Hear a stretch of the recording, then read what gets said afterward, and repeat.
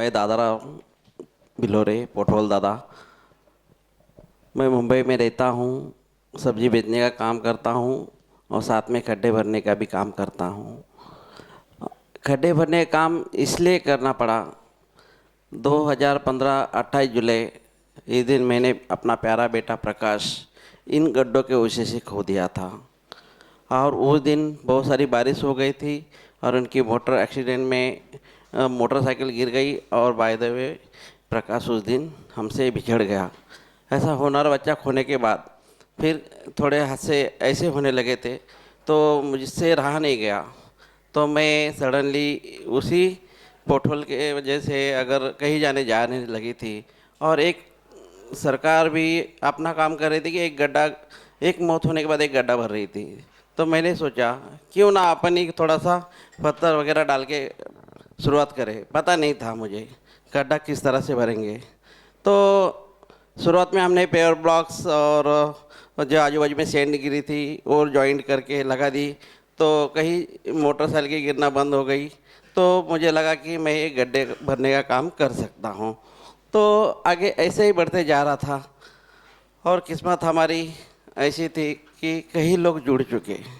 आज मुंबई से, महाराष्ट्र से भी है, सडनली मुंबई से, भारत से भी कई लोग जुड़ चुके हैं।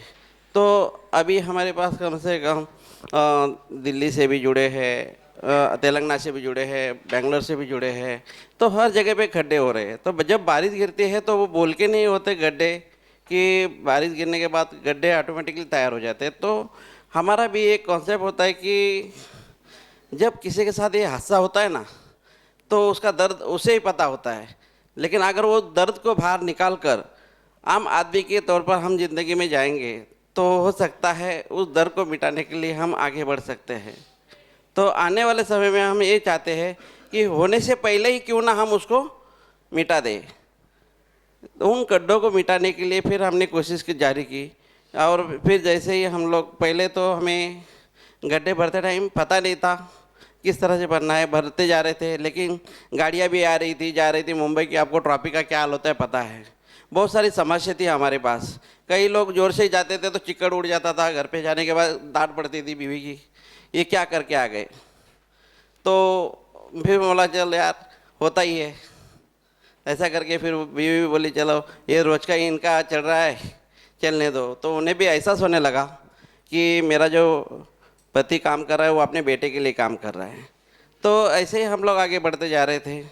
अभी जैसे कि हम अच्छी तौर पे जब पेवर ब्लॉक का जब कोर्ट का आदेश आया कि उसको लगाना नहीं है तो 2017 में, तो उस टाइम पे हम लोग ने भी उसको छोड़ दिया। तो बीएमसी ने भी वो मटेरियल हटा दिया, पेवर ब्लॉक्स भी हटा दिए।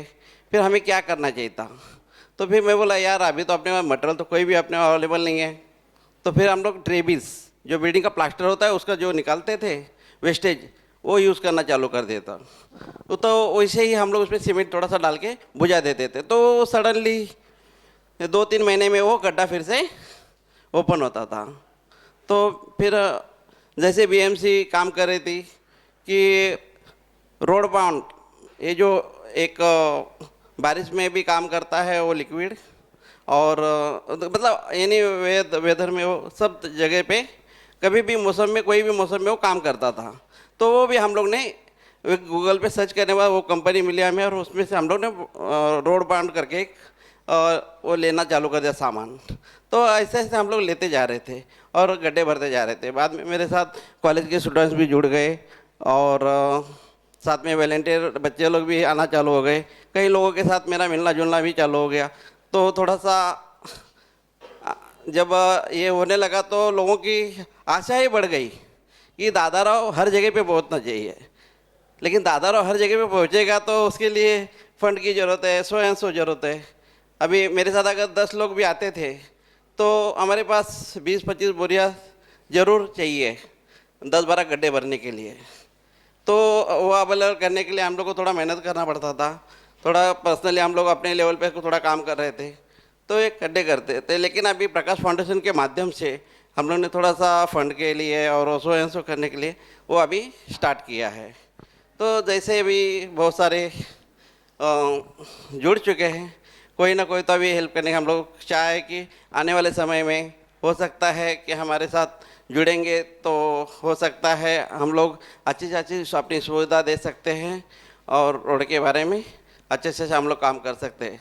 और हमारे भारत में जितने भी खड्डे हैं जो रोड के ऊपर के, वो बुझाने का काम हर तरीके से हम लोग जुड़ के एक सहायता के जोर पे हम लोग कर सकते हैं। ऐसा होता है कि कभी कभी गड्ढे हमको बोल के तो नहीं होते यार, रोड जब बारिश हो जाती है तो हो जाते हैं। वैसे ही आउट ऑफ स्टेट में देश में जाते हैं हम लोग, तो वहाँ के लोग क्या करते हैं कि वहाँ पे बर्फ़ गिरती है, आइस गिरने के बाद वो रोड लॉक हो जाता है, तो सडनली उन लोग गाड़ियों के अंदर जो सामान रखा है उसको निकाल कर फेंक देते हैं, तो रोड बन जाता है। तो मैं अगर रोड क्लियर करता हूँ तो मेरे साथ में जो पीछे की गाड़ियाँ हैं वो भी चल सकती है। तो उसी तरह फिर हम भी अपने भारत में रोड के ऊपर अगर गड्ढे हैं तो एक मैं गड्ढा भर दूंगा तो मेरी तो गाड़ी चलेगी ही चलेगी, लेकिन दूसरी की भी उसके ऊपर जा सकती है सुरक्षित।